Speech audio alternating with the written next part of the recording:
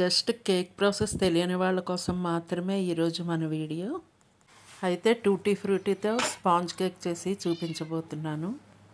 మరి ప్రాసెస్లోకి వెళ్ళిపోదాం.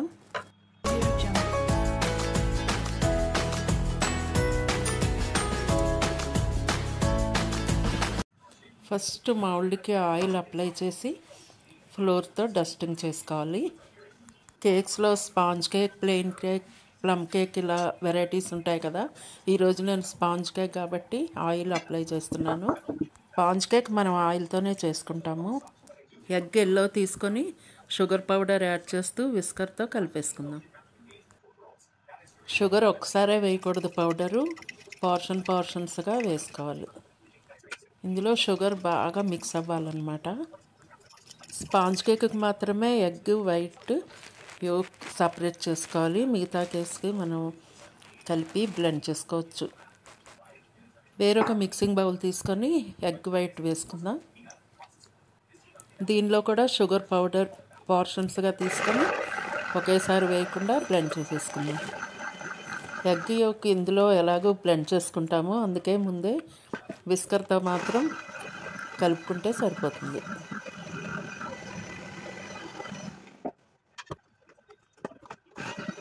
ఇలా 3-4 టైమ్స్ షుగర్ పౌడర్ యాడ్ చేసుకుంటూ బ్లెండ్ చేసుకోవాలి.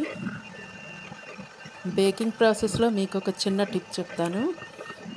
స్పాంజీగా కేక్ రావాలంటే 1/2 స్పూన్ కేక్ జెల్ వేసుకోవాలి.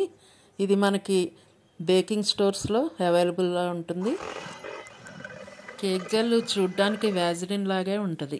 ఇప్పుడు వెనిల్లా ఎసెన్స్ వేసుకుందాం. విస్కర్తో కలుపుకున్న ఎగ్ యోక్ను కూడా ఇందులో యాడ్ చేసేసుకుందాము.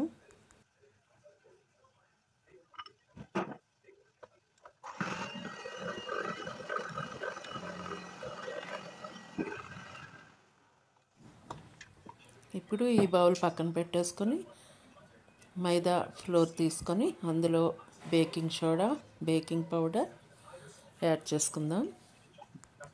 ఒకసారి స్పూన్తో బాగా కలిపేసుకోవాలి. ఇప్పుడు బ్లెండర్ పక్కన పెట్టేసి ఓన్లీ స్పాచులాతోనే మనం ఫ్లోర్ వేసుకొని 3-4 పోర్షన్స్గా వేసుకొని కలుపుతూ ఉండాలి. అది కూడా మనకి నచ్చినట్లుగా కలపకూడదు, అటు ఇటు తిప్పి కట్ అండ్ ఫోల్డ్ మెథడ్ అనమాట. అంటే మధ్యకి ఒకసారి కట్ చేసి ఒకే డైరెక్షన్లో కలపాలి. ఇప్పుడు ఒక బౌల్లో ఆయిల్ తీసుకొని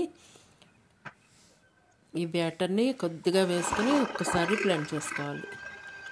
అంతా కలిసిన తర్వాత మనం మిక్సింగ్ బౌల్లో యాడ్ చేసుకొని బ్లెండర్తోనే కొంచెం ఎక్కువ కాదు, 1 టైం మాత్రం బ్లెండ్ చేసుకుంటే సరిపోతుంది. జస్ట్ అంతా ఒక్కసారి కలిసేలాగా. ఇప్పుడు టూటీ ఫ్రూటీ ఫ్లోర్లో కలిపి పెట్టుకొని ఇందులో యాడ్ చేసుకోవాలి. పిండిలో యాడ్ చేసుకుంటే మనకి అవి కిందకి వెళ్ళిపోకుండా ఉంటాయి బేక్ అయ్యేటప్పుడు. ఈ బ్యాటర్ అంతటినీ మనం ముందుగా డస్టింగ్ చేసుకున్న మౌల్డ్లో వేసేసుకోవాలి.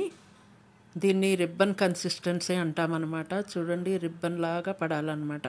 ఆ కన్సిస్టెన్సీ వచ్చేలాగా మనం చూసుకోవాలి.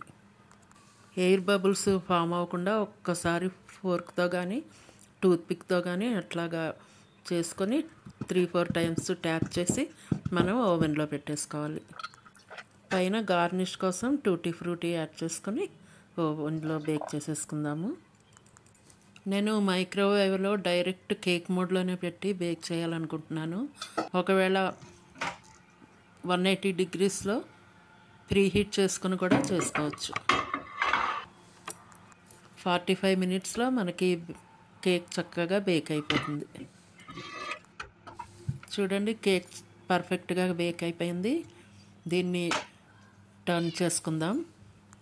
కొద్దిగా చల్లారిన తర్వాత రీమౌల్డ్ చేయడం ఎట్లాగో చూపిస్తాను. నేను వేరే కేక్ చేసినప్పుడు మీకు కట్ చేసి చూపిస్తాను. ఎందుకంటే ఈ కేక్ నేను చర్చ్లో హార్వెస్ట్ ఫెస్టివల్కి తీసుకెళ్ళడానికి చేశానన్నమాట. దీని ప్యాకింగ్ కూడా చేసేసి పట్టుకెళ్ళడానికి రెడీ చేసుకున్నాను. కేక్ అయితే సింపుల్గానే చేసేసుకోవచ్చు. మీకు అర్థమైందని అనుకుంటున్నాను. ఏమైనా డౌట్స్ ఉంటే కామెంట్ చేయండి, నేను తప్పకుండా రిప్లై ఇస్తాను. Thank you.